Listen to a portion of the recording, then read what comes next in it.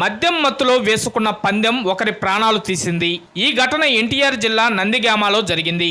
ఇద్దరు వ్యక్తులు పీకల దాకా తాగి పందెం వేసుకుని ఉధృతంగా ప్రవహిస్తున్న మున్నేరులో దూకారు. వీరిలో ఒకరు ఒడ్డుకు చేరుకోగా మాడుగుల చంటి అనే వ్యక్తి వరదల్లో కొట్టుకుపోయాడు. అతని కోసం పోలీసులు గాలింపు చర్యలు చేపట్టారు.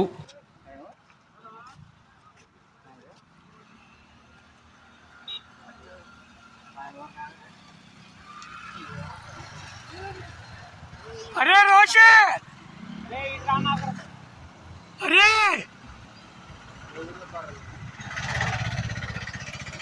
अरे